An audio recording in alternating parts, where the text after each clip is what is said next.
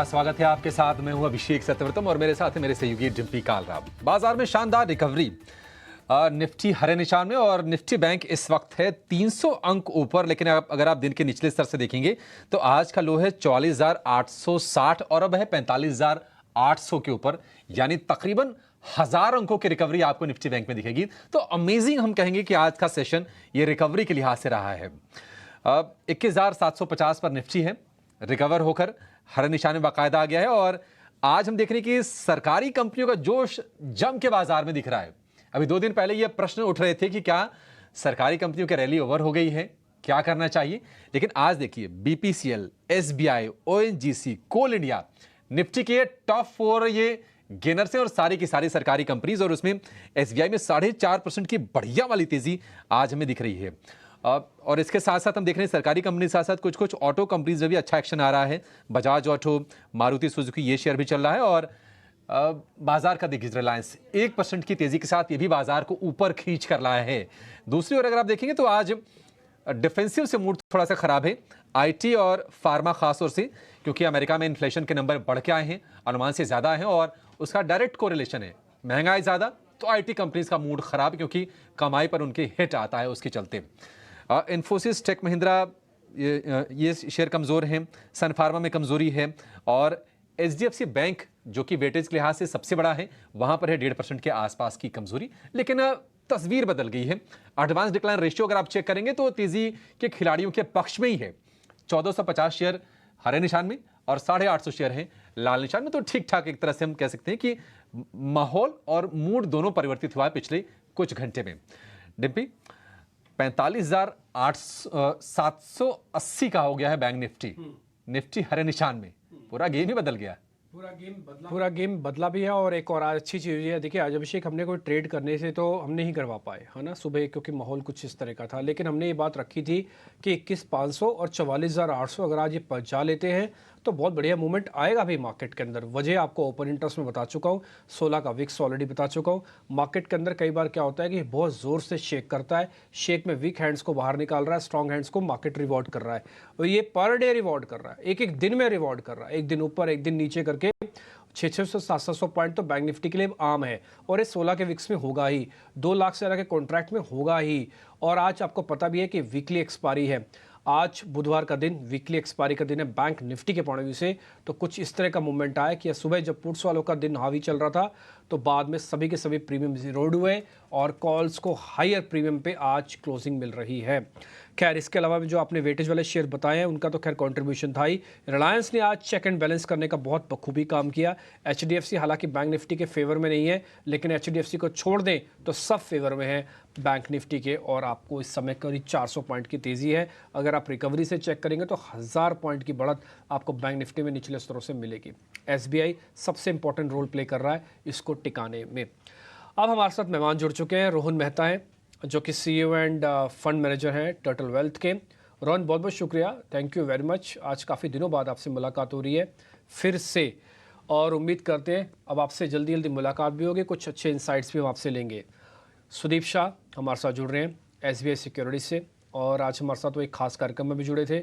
सुदीप, बहुत शुक्रिया, thank you very much. ध्वनि पटेल हमारे साथ जुड़ेंगी और डेरिवेटिव्स की बहुत बढ़िया एनालिस्ट हैं, बहुत अच्छे ट्रेड आपको देती हैं, तो उनसे भी हम बातचीत करेंगे। रोहन मेहता, सुदीप और ध्वनि, इन तीनों का स्वागत है आप सबका। रोहन, पहले आपसे शुरू कर रहे हैं। मार्केट के अंदर हो क्या रहा है कि बहुत ज़ोर से शेक हो रहा है, और इस शेकिंग के अंदर क्या है कि जो रिटेल इन्वेस्टर्स हैं उनको ना संभलने का, बात करने का मौका भी नहीं मिल रहा। इस समय के मार्केट के सिनेरियो में जब अर्निंग्स कंक्लूड हो रही हो, सामने चुनाव हो आपके पास, तो हमारी अप्रोच क्या होनी चाहिए मार्केट में? ये एसआईपी की होनी चाहिए, ये बाइंग ऑन डिप्स की होनी चाहिए, या सेल ऑन राइज की होनी चाहिए, या फिर book the profit leave the market वाले कंसेप्ट पे काम होना चाहिए कि जैसे प्रॉफिट आए book the profit and leave the market? या सी आई टेल यू, ये एक है ना क्लासिक बुल मार्केट थियरी है। मीन्स आप कोई भी बुल मार्केट को पकड़ के देखो ना तो वो ऐसा ही होता है जहाँ पे मार्केट ओवरऑल स्ट्रक्चरल आपको बुल रखती है पर सामने बहुत वॉलेटिलिटी होती है and that is always grid and fear. तो आपके जितने क्वेश्चन है उसके एक ही आंसर मुझे ऐसा लग रहा है जो हम प्रैक्टिस करते हैं वो है कि भाई आप अच्छी कंपनी को पकड़ के रखो और बुरी कंपनी को निकालते रहो। अभी बुरी कंपनी में उसका डेफिनेशन बहुत अलग-अलग हो सकता है। सो 2 चीज़ से मैं बता सकता हूँ कि बुरी कंपनी में क्या चीज़ हो सकती है। एक तो कंपनी जो आपका इंडेक्स को अंडर परफ़ॉर्म करती है, वो मेरे हिसाब से कहीं न कहीं इक्विटीज़ में वो कंपनीज़ को देखना चाहिए। जैसे फॉर एग्ज़ाम्पल एचडीएफसी बैंक को देख लो, भले कि वो ऑल टाइम हाई पे था, पर then also we see that के अंडर परफॉर्मेंस था। और जो कंपनी अच्छा प्रपोज़ कर रही है रिज़ल्ट, तो उसमें 15-20% का ऊपर-नीचे होगा ही, तो वो एक्सेप्ट करके चलना है, but the range is very higher. India is on another zone, so I think so be don't buy and forget, but rather check it, review it, and hold your winners and exit your losers. I think so. That's the philosophy we believe.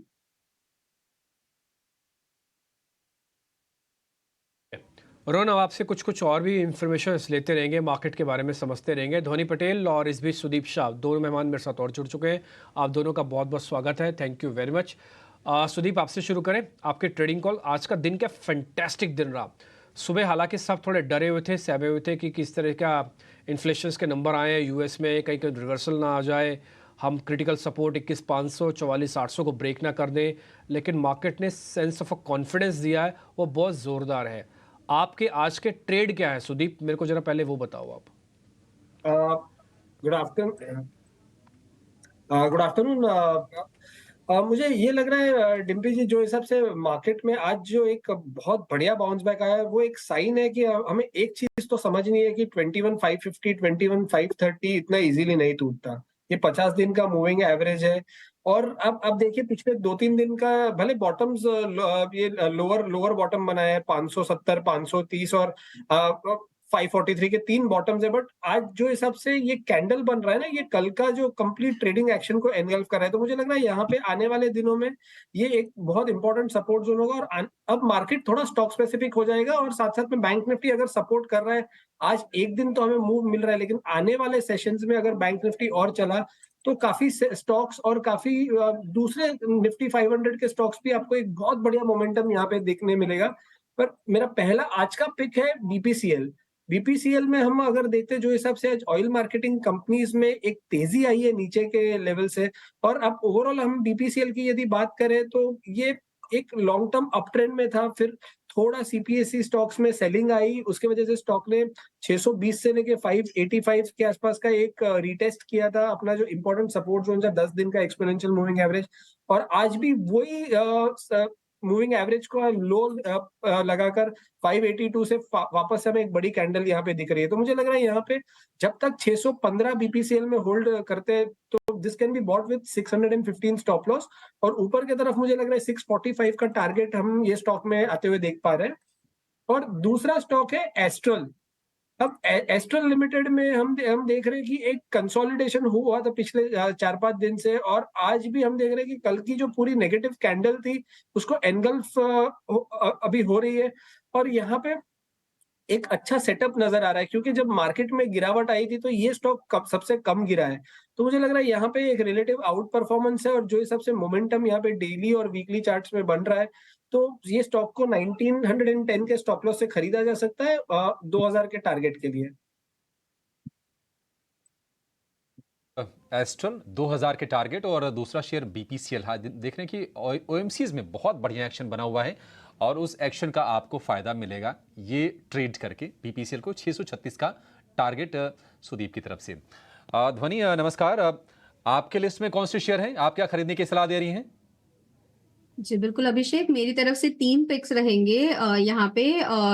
पहला pick जो हमारा यहाँ पे रहेगा वो India hotels में रहेगा। Stock यहाँ पर जो है वो अपने जो बॉटम से वहां से एक रिवर्सल दे रहा है इंट्राडे चार्ट पे, तो करंट लेवल से आपको इंडिया होटल को बाय करना है।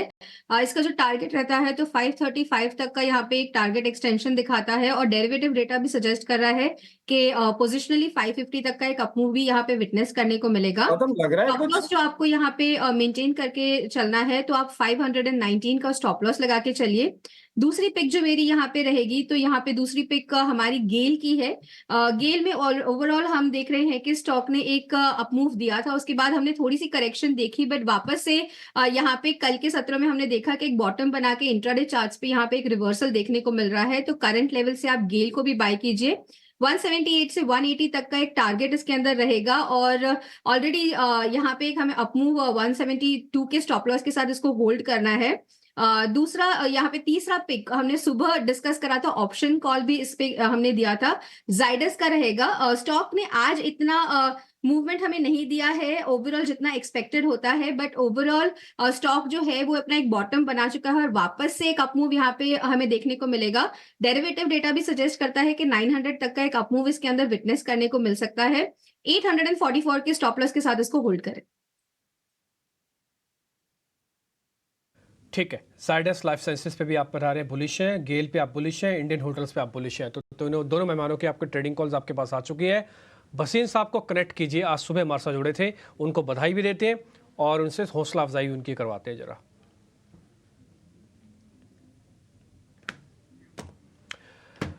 बसीर साहब बहुत बहुत शुक्रिया, first of all thank you very much समय देने के लिए। मेरे को मालूम है आप कलकत्ता की तरफ जा रहे हैं सर, मैंने रोक के आपको थोड़ा बधाई की बात करना चाहता हूं। आज सुबह जो आपने बात बोली सर वो दिल को छू गई। आपने कहा यूएस को छोड़ दो, इन्फ्लेशन को छोड़ दो, थोड़ा डांटने वाले अंदाज में थे आप मेरे को। मैंने आपकी डांट तो सह ली, लेकिन उसका फायदा ये हुआ कि आज निवेशकों को भरपूर पैसा मिला, आज में अच्छा बेनिफिट हुआ। संजीव सर बहुत बधाई हो आपको। सर अब क्या कर रहे हैं, थोड़ा आगे की राह भी दिखाते जाइए। हाँ, गुड आफ्टरनून डिम्पी जी। मैंने ये नहीं कहा, मैंने क्या आप या तो ज्ञान ले लो या पैसा कमा लो, मैंने आपसे दो ही लफ्ज कहे थे। मैंने क्या ज्ञान देने के लिए सारे बाकी चैनल हैं जो यूएस के मैक्रो माइक्रो जिनका उनको देना नहीं पता। आप अपने देश में तो पैसा कमाओ, मोदी जी जो कह रहे हैं वो करो। तो ज्ञान बनाना आसान है, ज्ञान से आप ज्ञानी बनते हैं, लेकिन पैसा कमाने के लिए आपको हिम्मत चाहिए और आपको वही हिम्मत देता है ईटी स्वदेश पे संजीव बसीन आईएफएल सिक्योरिटीज। आपको सुबह हिम्मत दी कि बाजार आज लेने वाला है, आंखें बंद करके ले लेना। सबसे पहले आपको कहा था नेल को, सबने कहा मंदी है, मैंने कहा रिजल्ट बहुत अच्छा है, 165 का टारगेट 13% अप है डिम्पी जी, 13%। फिर मैंने आपको कहा स्टेट बैंक आज 6% अप है। और तीसरा आपको कल कहा था विप्रो आज टॉप गेनर है। और चौथा जो मैंने शेयर कहा था यूपीएल, लिख के ले लीजिए, 550 का भाव आया ही आया इसमें। तो आज की डेट में if you listen to the economic sense then you will always miss the woods for the trees. ये नहीं मैं कह रहा कि इकोनॉमिक्स गलत है, लेकिन फियर और ग्रीड में markets are smarter than us. इसलिए हमने इतने बाल सफेद किए हैं क्योंकि बाजार को पहले ही पता है क्या करना है। तो मुबारक हो जो ईटी स्वदेश आपको देख रहा है और अपना पैसा बना रहा है, उसको मुबारक हो डिम्पी जी। ठीक है सर, बहुत बहुत शुक्रिया sir, thank you very much. मैंने आपसे आज टाइम लिया, आपको रोक के थोड़ा, और आपको मैंने बधाई देनी थी इसलिए मैंने आपको क्लोजिंग के शो में भी जुड़वाया सर, बहुत शुक्रिया। आपसे कल मुलाकात वापस होती है, आप कलकत्ता जाइए, आपकी जर्नी हैप्पी हो। बहुत बहुत शुक्रिया sir, thank you very much समय देने के लिए। यूपीएल इकलौता ऐसा शेयर है जिसके अंदर संजीव सर कह रहे हैं कि 550 तक आ सकता है, अभी वो 500 भी नहीं पहुंचा और आज प्राइस एक्शन भी बहुत स्ट्रॉन्ग नहीं है। तो अगर आप ऐसा सोचते हैं कि मैं प्राइस एक्शन वाला शेयर नहीं लेना चाहता, मेरे को कुछ स्टेबल वाला शेयर दे दो जिसमें रूम काफ़ी हो, तो शायद यूपीएल हो सकता है। एक पुल बैक का ट्रेड है, इसको आप एक बार जरा नोटिस कीजिए। बसीन साहब कुछ कहना चाहते हैं, प्लीज एक बात कुछ कहना चाह रहे हैं जी? 2 शेयर मैं रेकमेंड करूंगा, क्वालिटी स्टॉक्स, इसमें 2 दिन के लिए मत खेलिए। हाँ, एक तो है यूपीएल जो मैं फिर रीट्रेड अच्छा। करता हूँ, 550 का भाव आ सकता है 15 दिन में या 2 महीने में, मुझे नहीं पता, लेकिन आपको सेफ्टी है। और दूसरा है एचडीएफसी बैंक। आज सारी मंदी कट गई एचडीएफसी बैंक की, जिसने लेना ले ले। 1650 का टारगेट आएगा, 2 महीने 3 महीने मुझे नहीं पता, 3 दिन। लेकिन मैं आपको ये कहता हूं कि आपको अच्छे शेयर लेने हैं तो ये है एचडीएफसी बैंक। आज सारी मंदी खत्म और यूपीएल 550 का टारगेट। ज्यादा नहीं बोल रहा, 10-10, 12% का आपको गेन आएगा क्वालिटी स्टॉक्स में। बहुत बहुत शुक्रिया sir, thank you very much again. UPL sir आपने भी बोला नहीं था, उससे पहले भी मेरे को ऐसा लगा कि यूपीएल मैं ही दर्शकों को नोटिस करवा लेता हूं, और आपने भी उसको रीट्रीट किया, वापस से बताया है। 550 आप टारगेट दे रहे हैं, आप ये कह रहे हैं कि बढ़िया शेयर है, रखो। और दूसरा एचडीएफसी आपने सिप भी शुरू करवाई हुई है, मेरे को अच्छे से याद है सर, और इस सिप के जरिए भी आप जाएं, और अब तो सीधा लेने का भी समय आ गया है। 1400 के नीचे मिल रहा है, 1550-1600 तक का टारगेट सर आपको बता रहे हैं। तो आप चाहें तो एचडीएफसी देश का नंबर 1 बैंक है, अब तो बड़ा बैंक हो चुका है, इसका भी फायदा उठा सकते हैं। हल्की हल्की रिकवरी आपको एचडीएफसी बैंक में भी दिख रही है। बहुत शुक्रिया संजीव सर, एक छोटा सा ब्रेक लेते हैं। ब्रेक के बाद रोहन मेहता, सुदीप शाह, ध्वनि पटेल, हमारे 3 मेहमान हमारे साथ बने हुए हैं, इनसे कुछ और बातचीत हम करेंगे।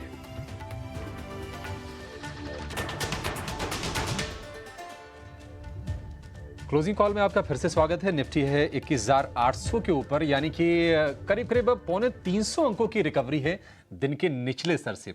जबरदस्त तेजी का माहौल है। आप इसको पॉइंट के लिहाज से मत देखिए, आप उसको रिकवरी के लिहाज से देखेंगे तो बाजार की असली तस्वीर आपको समझ में आ जाएगी साफ साफ। और अब ये समझते हैं कि ऑप्शंस के जरिए ट्रेड करके आपके लिए पैसे कहां पर बनेंगे। लेकर आएंगे ऑप्शंस के चैंपियन।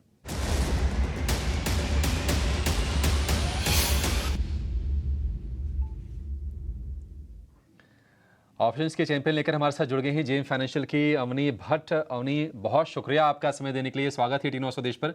पहले तो आपको बधाई भी देना चाहेंगे। अवनी ने कल शाम को और आज हमारे फ्यूचर्स वाले शो में 10,800 की कॉल मारुति की सुझाई थी। उस वक्त उसका भाव था 205 रुपये।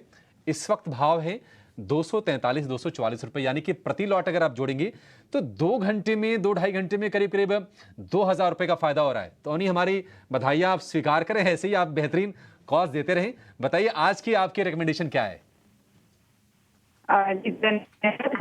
और वहाँ की गाली होती 25-3 बार तक जाके अब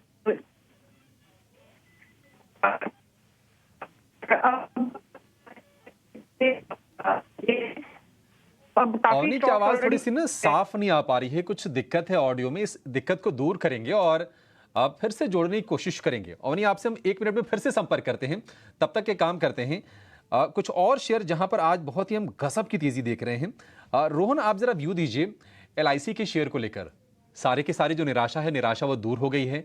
2-3 सत्र में ऊपरी स्तर से थोड़ा सा नीचे आया, आज फिर से जबरदस्त रफ्तार है।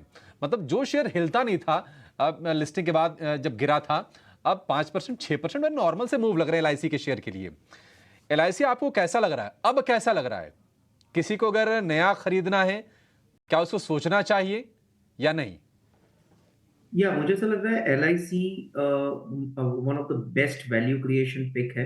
LIC और SBI दोनों को आप गिन लो। आप देखो कि जो इंश्योरेंस कंपनी जो वैल्यूएशन पे प्राइवेट ट्रीट कर रही है, आज LIC उसके हाफ के वैल्यूएशन पे नहीं है, तो भी ब्रांड वैल्यू, और same is SBI to look forward for. एक चीज मैं और यहाँ पे बोलना चाहता हूँ कि बहुत सारी टाइम हमारा 17 साल का रिसर्च है, जो भी स्टॉक नया डेसिमल क्रॉस करता है, that is 10, 100,000 is a very interesting thing, और सामने रिजल्ट्स भी बहुत अच्छे आ रहे हैं। तो अपने LIC में आपने प्रॉफिट देखा होगा कि जो टैक्सेशन हिसाब से भी प्रॉफिट है, 4,000 करोड़ वाला 40,000 करोड़ का प्रॉफिट कर रहा है, and available at 16 times of valuation. Forward करो तो 10% 10 के वैल्यूएशन पे है। मुझे लग रहा है कि this is a no brainer, it is one of the best stock to have in a portfolio.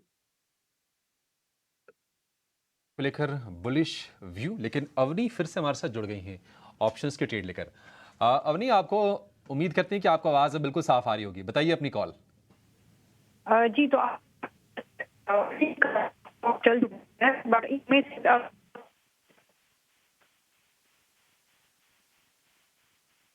आ रही है। हाँ, ट्रेड ले लेते हैं। गेल की 180 वाली कॉल है, मैं ही पढ़ देता हूँ। अवनी, कोई बात नहीं, रहने दीजिए, मैं पढ़ देता हूँ आपके भी आपसे। आपने जो लेवल्स दिए बस आप मेरे को सुनते रहना और ये बता देना कि हमने सही पढ़ा है कि नहीं। 3.5 रुपये में कॉल लेनी है। ये 6 रुपये का टारगेट है, 2 रुपये का स्टॉप लॉस है। 1.5 रुपया जाएगा, करीब 2.5 रुपये आएंगे। रिस्क रिवॉर्ड हिसाब से कैलकुलेट किया हुआ है। प्रॉफिट लॉस हमने लिख दिया है 11,400, 6,800 तक का लॉस बनेगा। गेल की स्ट्राइक की कॉल है। और मैं आपको बताऊं, ध्वनि पटेल हमारे साथ आज की हमारी मेहमान है, उन्होंने भी गेल दिया है। आज उनकी 3 कॉल है, इंडियन होटल्स, गेल और जायडस लाइफ साइंसेज। गेल उनकी लिस्ट में भी है और मेरे को अच्छे से याद है, गेल हमने भी एक बार आपको बताया था जब इसका 117-120 वाला ब्रेकआउट हुआ था। और कुछ दिन पहले अवनी के ही फॉर्म में काम करते हैं जेएम फाइनेंशियल्स में, राहुल शर्मा, वो हमारे साथ जुड़े थे कार्यक्रम में, शायद पिछले हफ्ते की बात है। उन्होंने भी गेल पे अपना कॉन्फिडेंस दिखाया हुआ है कि 200 तक भी चला जाएगा।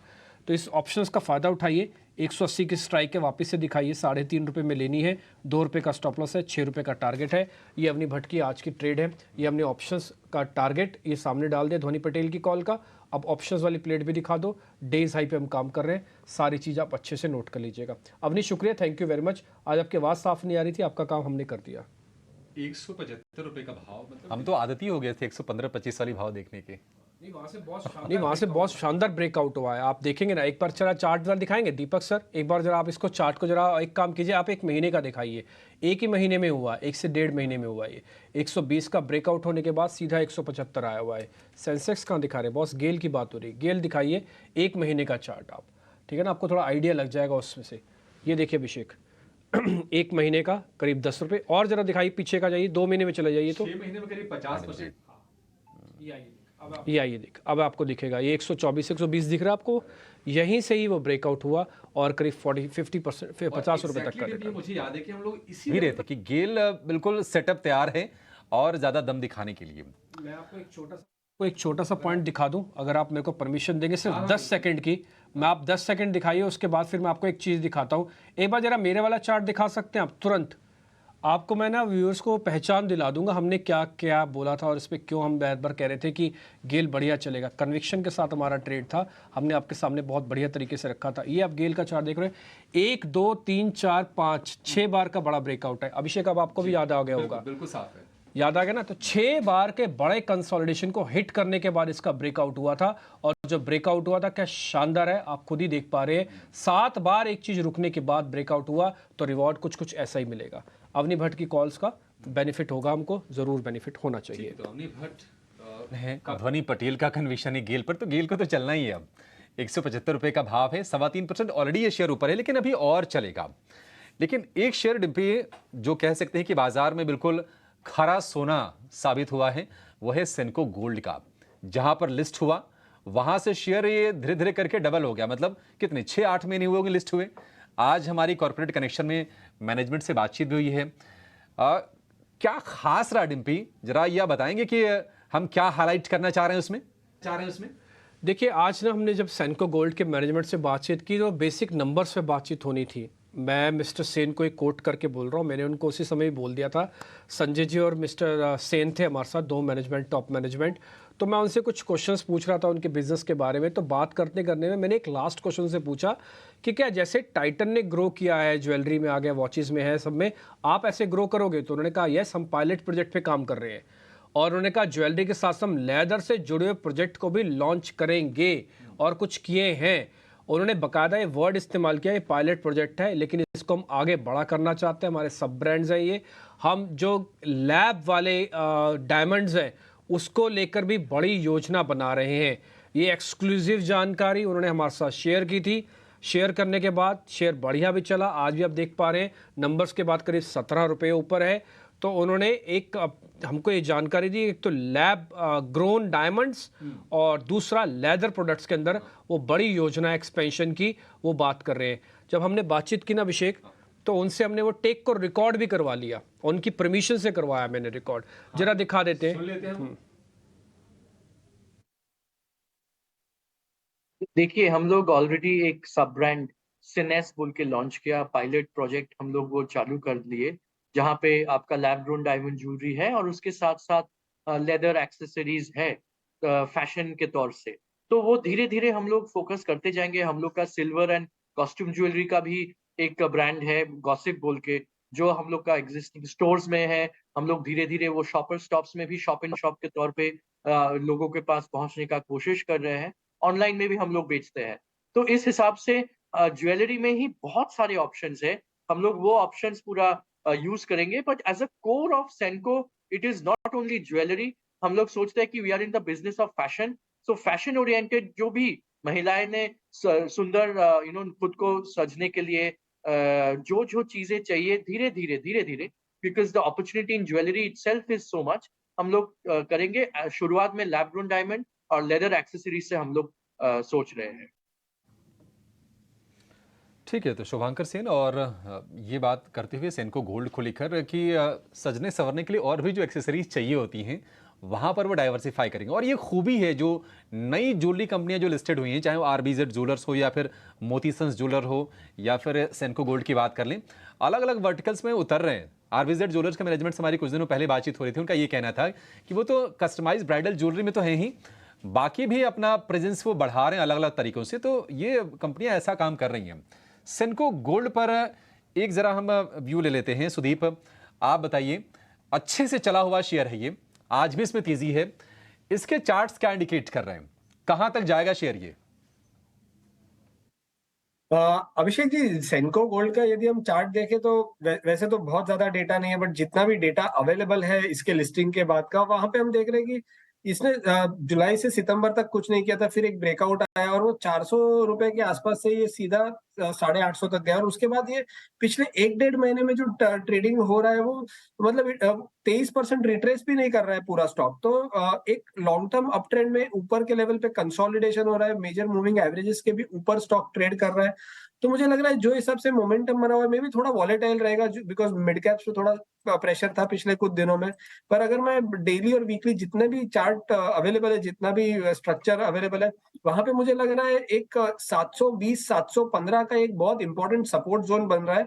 और ये मैं पोजिशनल लिहाज से बोल रहा हूँ, मैं इंट्राडे या 1-2 दिन के पर्सपेक्टिव से नहीं बोल रहा हूँ, बट मुझे लग रहा है पोजिशनली जब तक ये 720 के ऊपर सेनको सस्टेन करता है, तब तक यहाँ पे आप इसमें ये स्टॉक में एक नया हाई 950 के ऊपर का भी एक्सपेक्ट कर सकते हो। तो इसकी ट्रेजेक्टरी, इसका ट्रेंड सब तेजी की तरफ है, और मुझे लग रहा है डिप्स को इस्तेमाल करना चाहिए हमें इसको अपने पोर्टफोलियो में ऐड करने के लिए।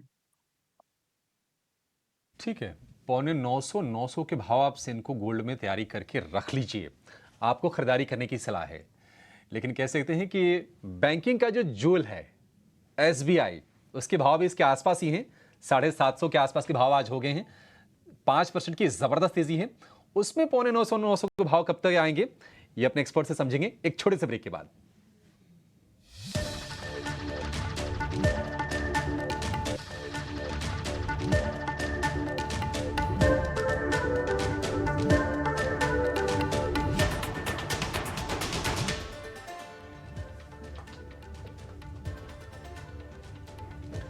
बाजार है दिन के ऊपरी स्तर पर। निफ्टी बैंक की बात करें 550 अंक ऊपर, निफ्टी की बात करिए सेंचुरी लगाकर अब 21,860 के ऊपर आ गया है निफ्टी, यानी कि दिन के निचले स्तर से निफ्टी में 300 अंकों की जबरदस्त रिकवरी। यानी कि सुबह जो भी बातें हो रही थी अमेरिका के महंगाई की, उसके असर की, वो काफी हद तक मिनिमाइज हो गया। और अगर आप IT स्टॉक्स को देखेंगे तो वहां भी निचले स्तरों से धीरे धीरे करके रिकवरी आ गई है। इन्फोसिस को लेकर अगर आप देखेंगे, TCS को देखिए, LTI माइंट्री को देखिए, आप रिकवरी देखिए, गिरावट मत देखिए, आप रिकवरी देखिए, तो आपका थोड़ा सा उत्साहवर्धन जरूर होगा। ध्वनि, IT में जिस तरह से रिकवरी आई है, ये क्या कुछ कॉन्ट्रा प्ले करने का मन हो रहा है आपका इस वक्त बाजार में? जी बिल्कुल अभिषेक, जिस हिसाब से IT में अभी बाइंग देखने को मिल रही है, उस हिसाब से सुबह से इन्फोसिस का स्टॉक था जो मेरे रडार पे था, क्योंकि स्टॉक जो यहाँ पे है इसने एक गैप अप ओपनिंग करी थी, उसी लेवल्स के पास वापस से सपोर्ट ले रहा था इंट्राडे लेवल्स पे, और वहां से हमें ये बाउंस देखने को मिला है। तो इन्फोसिस में यहाँ पे आप एक कॉन्ट्रा प्ले कर सकते हैं, करंट लेवल से आप इसको बाय कीजिए। इसका जो टारगेट रहेगा, आप पहले 1700 फिर 1720 तक का इसका एक अपसाइड का मूवमेंट देखने को मिलेगा। स्टॉप लॉस जो आपको यहाँ पे नीचे मेंटेन करके चलना है, तो 1635 का स्टॉप लॉस लेके चलिए। ठीक है, इन्फोसिस में आपके लिए खरीदारी करने की सलाह है। एक काम करते हैं, जरा चलते हैं डीलर्स रूम और वहां से हाल पता करते हैं कि क्या मूड है, क्या सेंस है, किन शेयरों को लेकर चर्चा हो रही है। खास सेगमेंट हमारा है खबर गर्म है।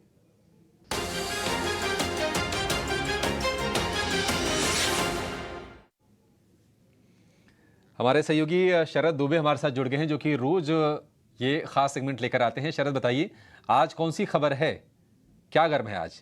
जी बिल्कुल, अभी जो है 2 स्टॉक्स फोकस में रहने वाले हैं। एक है नवकाप कॉर्प और दूसरा है गुजरात पीपावाव पोर्ट। ये दोनों पोर्ट रिलेटेड कंपनीज हैं और एक की पोर्ट की सर्विसेज भी है। और इम्पॉर्टेंटली हमारे जो डीलर्स के साथ बातचीत हो रही है, तो यहाँ पता चल रहा है HNI बाइंग देखने मिल रही है। अब यहाँ पे बस जो है कि जो बड़े प्लेयर्स हैं पोर्ट के, वो कॉन्टम्पलेट कर रहे हैं कि एक्वायर कर सकते हैं ये छोटे पोर्ट सर्विसेज या पोर्ट वाली कंपनियां को।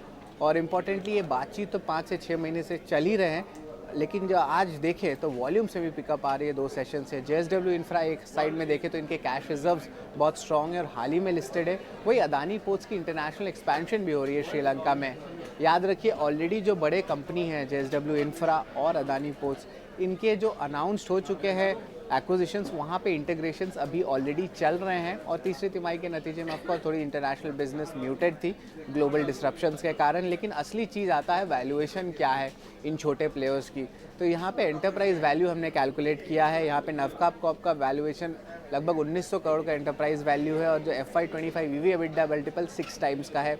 वही गुजरात पीपावाव पोर्ट में 7500 करोड़ का एंटरप्राइज वैल्यू है और जो वैल्यूएशन आ रहा है विद साल 2025 का EV EBITDA मल्टीपल वो लगभग 11 गुना आ रहा है। इंपॉर्टेंट बात होती है कि जब आप छोटे कंपनीज रहते हैं उनको वैल्यूएशन हाई सीक कर रहे हो, तो स्पेशली जो गवर्नमेंट की अनाउंसमेंट्स आ रही है कनेक्टिविटी को लेके, तो वहाँ पे वो एक्स्ट्रा प्रीमियम चाहते हैं, ये बज़ आ रही है। और इसके अलावा दूसरे साइड अगर कोई बड़ा प्लेयर एक्वायर करना चाहता है तो कम से कम दाम में एक्वायर करना चाहता है क्योंकि उनके बार्गेनिंग पावर ज़्यादा होती है। तो दोनों साइड खींचातानी चल रही है और इम्पॉर्टेंटली क्या वैल्यूएशन पे किया जा सकता है एक्विजिशन के लिए, उस पर ही सवाल रहेगा। लेकिन इस बज़ पे HNI बाइंग देखने मिल रही है, स्पेशली नवकाप कॉर्प में।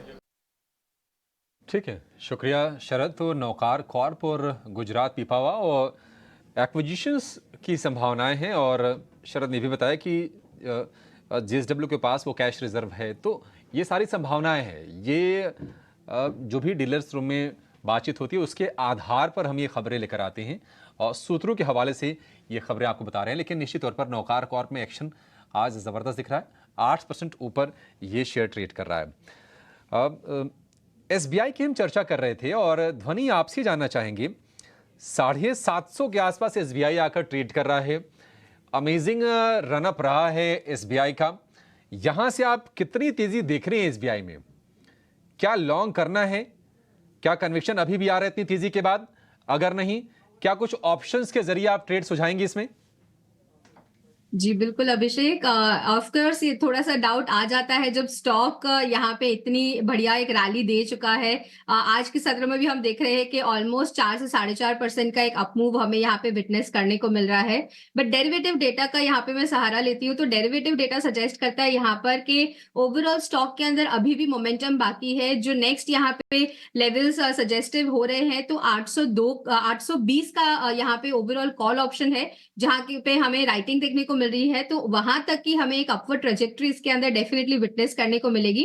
इसको आप कैश और ऑप्शन के जरिए दोनों ट्रेड कर सकते हैं।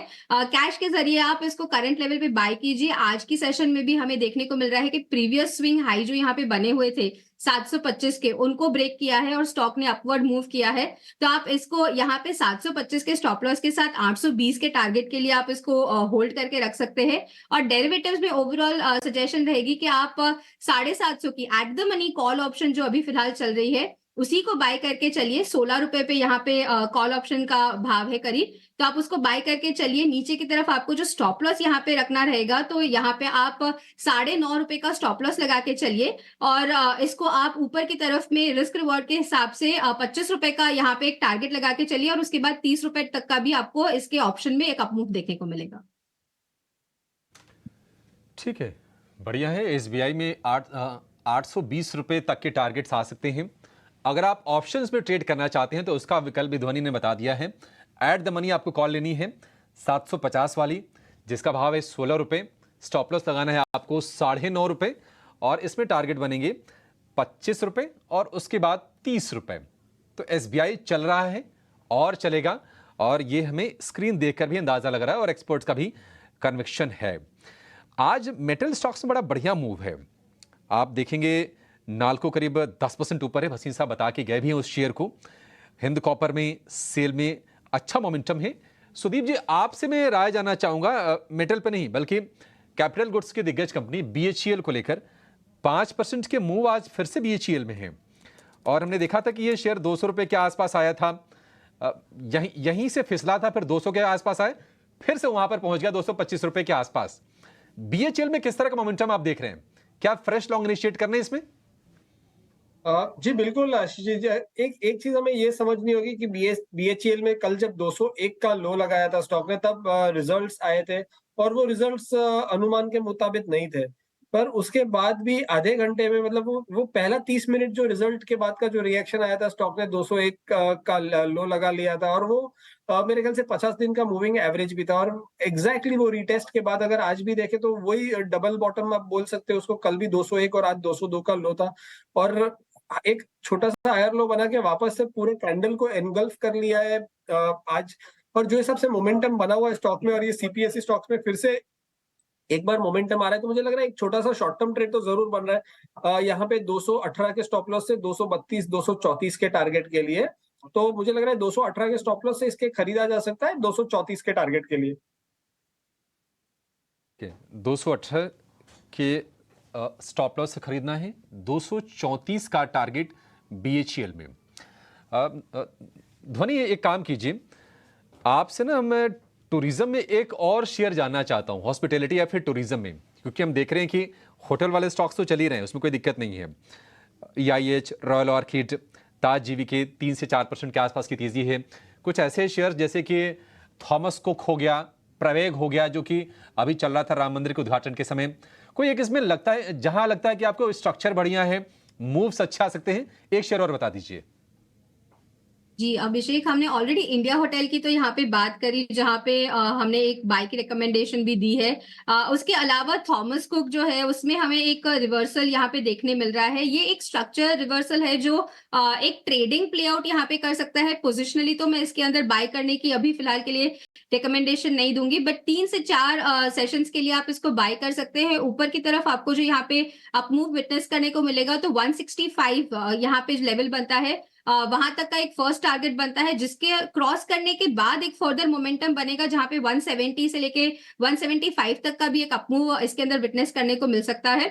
स्टॉप लॉस जो आपको इसके अंदर लगा के रखना रहेगा, तो आप 148 का स्टॉप लॉस लगा के रखिए। 148 जब तक ये स्टॉक ब्रेक नहीं कर रहा है, वहां तक ये सेफ इन्वेस्ट आपके लिए ट्रेड बना रहेगा। ठीक है, 148 का स्टॉप लॉस थॉमस कुक के लिए, यहां पर भी आपके लिए मौके बन सकते हैं। लेकिन पेटीएम से जुड़ी एक बड़ी खबर आ रही है, वो एक खबर ये है कि सूत्रों के हवाले से हालांकि खबर ये कि ईडी फॉरेक्स नियमों के उल्लंघन की जांच कर रहा है पेटीएम के खिलाफ, और ईडी ने प्राथमिक जांच शुरू कर दी है। ईडी FIU पेटीएम पर RBI से भी जानकारी लेंगे। शेयर लगातार डाउनवर्ड ट्रेजेक्टरी में है, लगातार ये गिर रहा है। पहले 20% का सर्किट था, फिर उसको रिवाइज किया गया। 2-3 दिनों के लिए शेयर संभला भी था, एक बाउंस बैक दिया था, लेकिन वो सस्टेन नहीं कर पाया क्योंकि माहौल और सेंटिमेंट इतना नेगेटिव था कि फिर से पिटाई होने लगी। और इस बीच ये नेगेटिव खबर निश्चित तौर पर 10% आज भी नीचे है। 342 ईडी फॉरेक्स नियमों के उल्लंघन की जांच कर रहा है। तो पेटीएम पेमेंट्स बैंक पर RBI के हथौड़े के बाद लगातार हम देख रहे हैं कि सेंटिमेंट कमजोर है। ब्रोकरेज हाउसेस का भी कन्विक्शन कम हुआ है। मैक्वारी ने तो 300 रुपये से नीचे के भी टारगेट्स पेटीएम के लिए दे दिए थे। तो पूरा का पूरा माहौल नेगेटिव हो रहा है। 10% नीचे इस वक्त ये शेयर कारोबार कर रहा है। और कहीं ना कहीं आशंका इस बात की भी है कि भले ही जो वॉलेट वाला बिजनेस उस पर ज़्यादा असर ना है, पेमेंट्स बैंक तक ही सीमित रहे, लेकिन जब माहौल ख़राब होता है तो कस्टमर्स को रिटेन कर पाना, उनको रोक के रख पाना, ये बड़ा मुश्किल हो जाता है।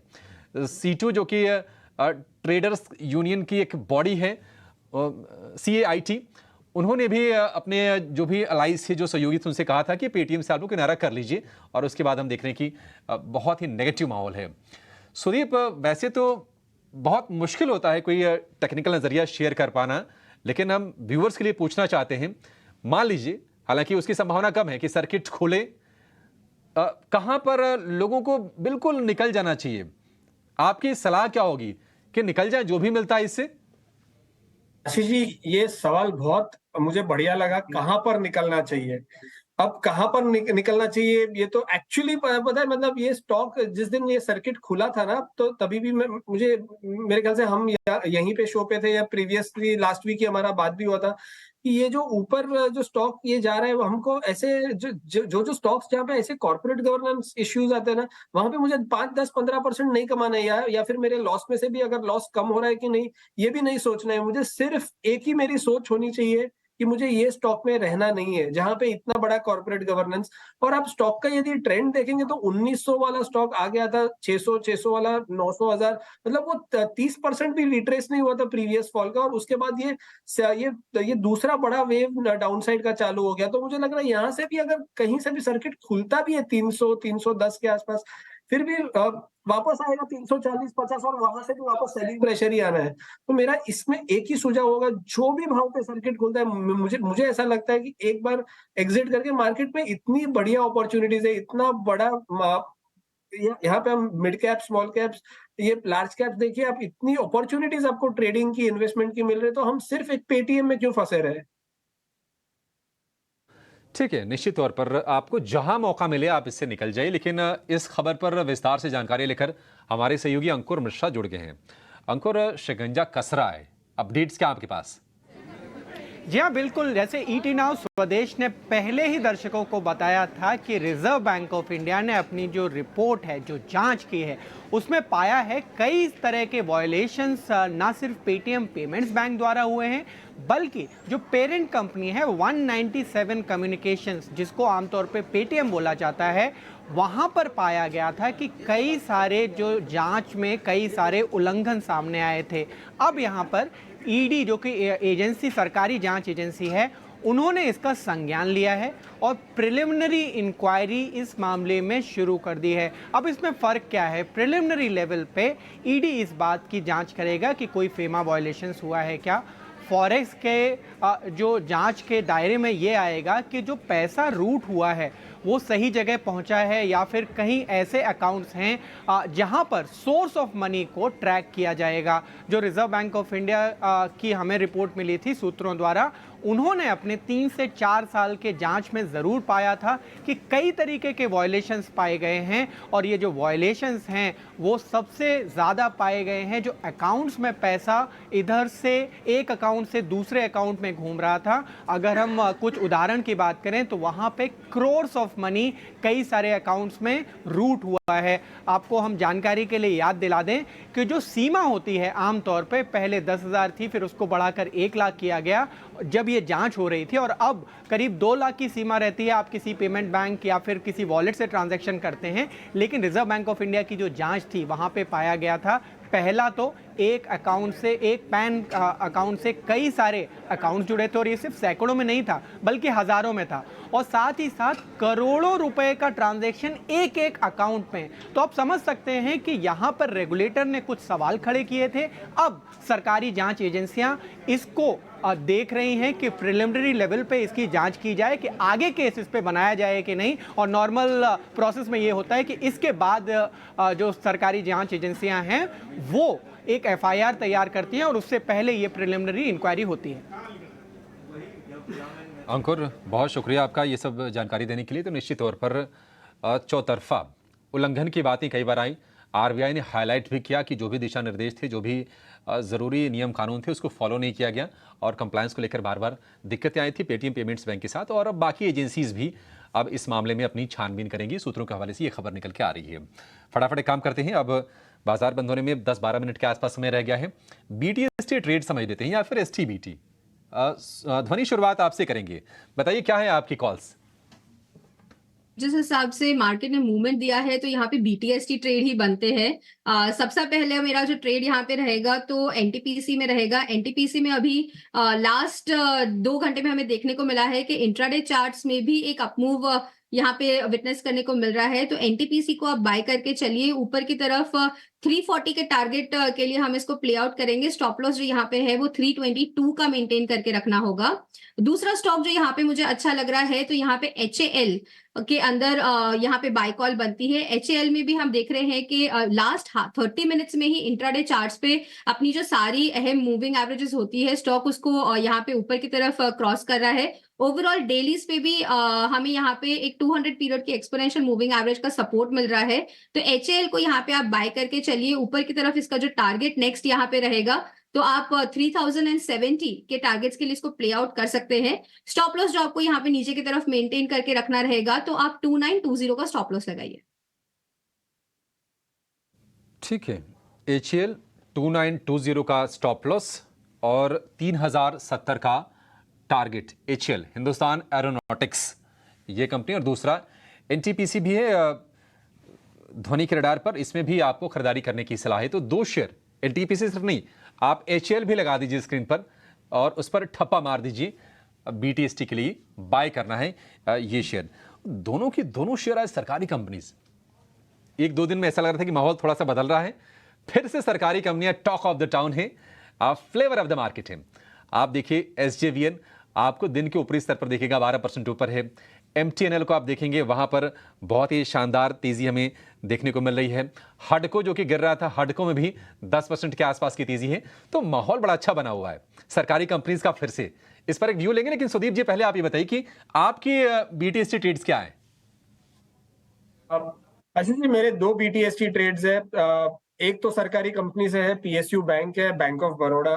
अब PSU बैंक्स में एक अच्छा अपमूव हम देख रहे हैं अभी, और जो हिसाब से बैंक ऑफ बड़ौदा का चार्ट है जो आज ऑलमोस्ट अपने हाईएस्ट लेवल पे क्लोज दे रहा है स्टॉक, तो मुझे लग रहा है यहाँ पे एक फ्रेश अपसाइड बन रही है। जो हिसाब से momentum daily, weekly, monthly chart पे स्ट्रेंथ दिखाई दे रही है। तो 264 के स्टॉप लॉस से 274 के टारगेट के लिए एक BTST trade bank of Baroda में किया जा सकता है। दूसरा स्टॉक जो मुझे लग रहा है जो अभी तक मेरे ख्याल से अननोटिस्ड है बहुत ज्यादा मार्केट में, वो है TVS मोटर्स। हम CPSE स्टॉक्स की बातें कर रहे हैं, फार्मा, IT सबकी बातें हो रही है, लेकिन ऑटो में मारुति के बाद एक अच्छा अप ट्रेंड अब दिखाने वाला है, तो मुझे लग रहा है TVS मोटर्स है। पिछले 6-7 दिन के कंसोलिडेशन जोन में से ब्रेकआउट दे रहा है TVS मोटर्स, और मुझे लग रहा है ऑलमोस्ट एक तो हाईएस्ट ट्रेजेक्टरी पे ही ट्रेड कर रहा है 2023 दिसंबर के महीने से। ऑलमोस्ट 1.5-2 महीने से स्टॉक यही रेंज में ट्रेड कर रहा है। जब करेक्शन भी ऑटो स्टॉक्स में आ रहा था तभी भी ये करेक्ट नहीं हो रहा था, और अब फिर से जब मार्केट ऊपर जा रहा है, ऑटो स्टॉक भी ऊपर जा रहे हैं, तो ये एज अ लीडर वापस से ऊपर जाने की कोशिश कर रहा है। तो मुझे लग रहा है ये even as a BTST and as a short term trade इसको लिया जा सकता है 2065 के स्टॉप लॉस से 2140-2160 के टारगेट के लिए। 140 के टारगेट और 2065 का स्टॉप लॉस, ये TVS मोटर के लिए रणनीति होगी। BOB के लिए सुदीप जी आपने क्या सुझाया टारगेट स्टॉप लॉस? 264 का स्टॉप लॉस और 274 का टारगेट। ठीक है, सिंपल। 268 पर शेयर ट्रेड कर रहा है, 264 का स्टॉप लॉस, 4 रुपए नीचे का, 6 रुपए ऊपर का टारगेट 274 रुपए का। ये हो गया बैंक ऑफ बड़ौदा के लिए। 2 BTST ट्रेड सुदीप जी के हो गए, 2 धोनी के हो गए। अब एक काम करते हैं, ये समझ लेते हैं कि बाजार में कौन से इवेंट्स पर कल फोकस होगा। इवेंट्स टू वॉच लेकर हमारी सहयोगी स्नेही जुड़ गई हैं, रोज हमारे साथ इसी टाइम पे जुड़ती हैं। स्नेही बताइए कल फोकस में क्या होगा, क्या होंगे ट्रिगर?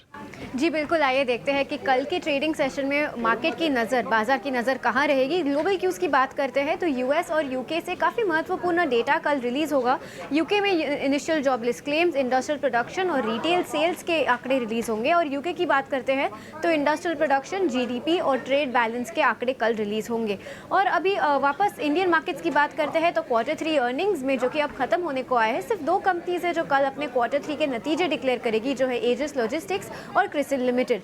IPO क्षेत्र की बात करते हैं तो कल आखिरी दिन है विभोर स्टील ट्यूब IPO को सब्सक्राइब करने के लिए, तो इस पर भी अपनी ध्यान रखेगा। कॉर्पोरेट एक्शन की बात करते हैं तो कल डिविडेंड के लिए एलिजिबल होने के लिए लास्ट डे है, आखिरी दिन है कई सारे काउंटर्स के लिए, जैसे कि Uno Minda, CCL products, Man Infra, Nestle और पावर ग्रिड। और KPI ग्रीन एनर्जी के जो शेयर्स है वो कल से एक्स बोनस ट्रेड होंगे 1:2 के रेशियो में। उसका बोनस इश्यू कल एग्जीक्यूट होगा, तो इस काउंटर पर भी ध्यान रखिएगा। तो जी हाँ, ये है सारे क्यूज जहां पर कल मार्केट की नज़र बनी रहेगी।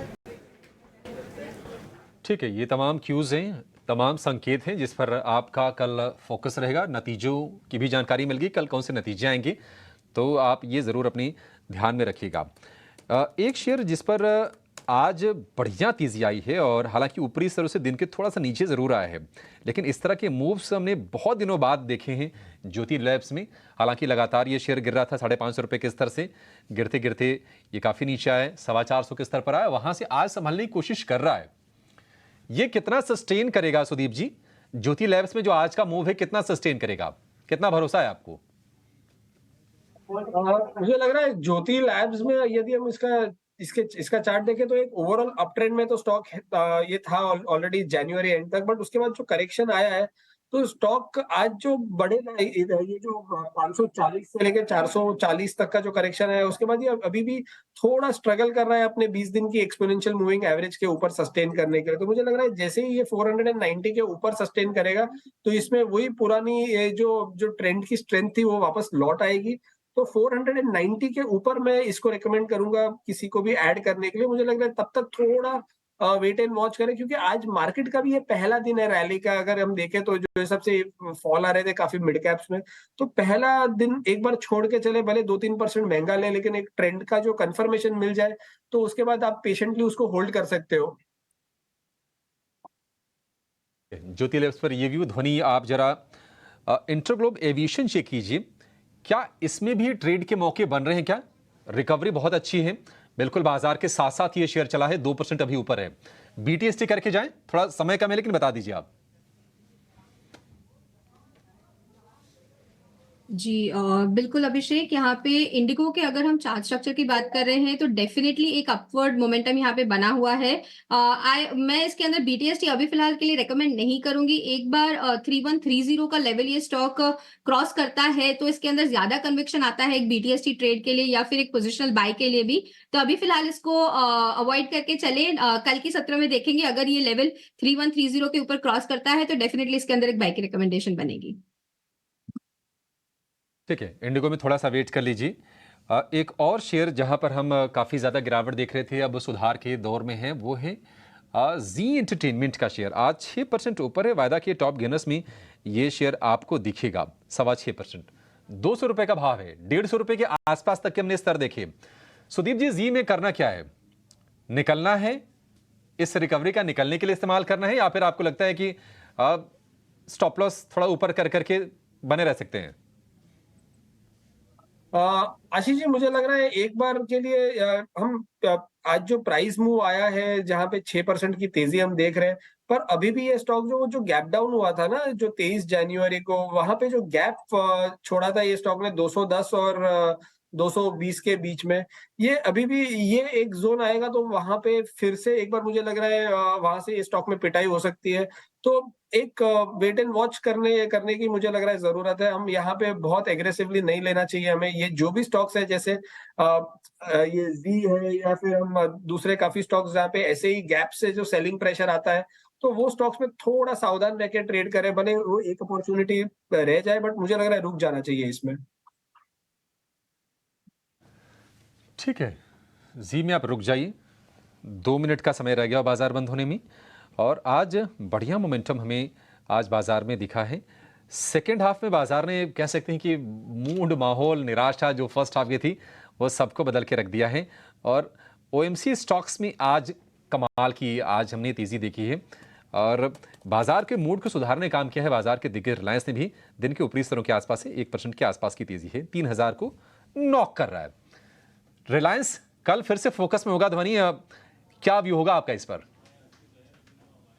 जी बिल्कुल अभिषेक, जब हम बाजार में तेजी की बात करते हैं तो रिलायंस को हम डेफिनेटली यहाँ पे मिस नहीं कर सकते हैं। तो रिलायंस के अंदर अभी फिलहाल की जो मोमेंटम हमें देखने को मिल रही है ये डेफिनेटली बरकरार रहेगी।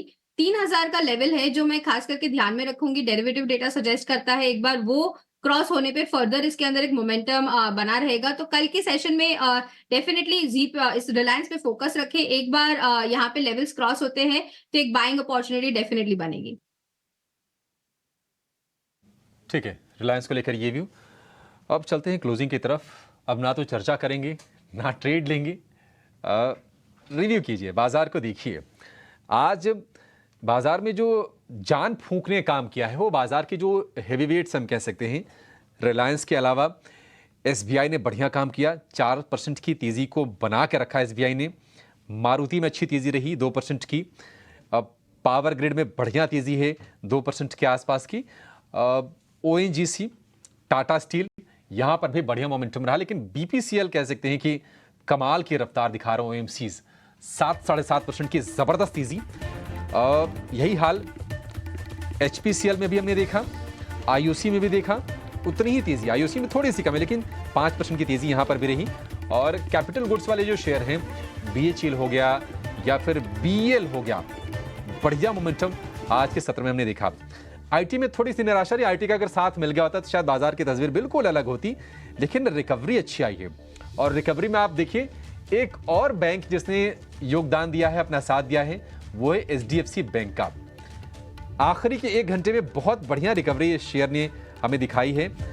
दिन के दौरान ये 1363 रुपये पर भी फिसल गया था, लेकिन 1384-85 रुपये के आसपास ये शेयर क्लोज करने जा रहा है, तो रिकवरी इसमें ठीक ठाक रही है और इसके चलते हमने दिखाया कि आज निफ्टी बैंक भी 425 अंक ऊपर बंद हुआ है, 45,900 के आसपास। हालांकि हमने 46,000 के भी स्तर देखे, बहुत बढ़िया हमने रिकवरी निफ्टी बैंक में देखी, लेकिन ओवरऑल हम ये कहेंगे कि एक बढ़िया क्लोजिंग, सिर्फ डिफेंसिव्स को अगर आप छोड़ दीजिए, आईटी को, फार्मा को छोड़ दीजिए, तो चौतरफा मूड काफ़ी अच्छा था आज बाजार में और ऐसे स्टॉक्स भी चढ़े जिनसे बहुत उम्मीदें नहीं की जाती हैं। तो ओवरऑल एक बढ़िया सेशन। अब इस शो को हम यहाँ पर समाप्त करेंगे। ध्वनि जी, सुदीप जी, आप दोनों का बहुत शुक्रिया आज समय देने के लिए और बाजार के साथ साथ तमाम स्टॉक्स पर भी अपना व्यू शेयर करने के लिए। तो इस शो को तो यहाँ पर समाप्त कर रहे हैं, लेकिन एक बढ़िया नोट पर छोड़ के जाएंगे, कल की तैयारी करवाएंगे। मनीष हमारे साथ जुड़ गए अगला शो लेकर।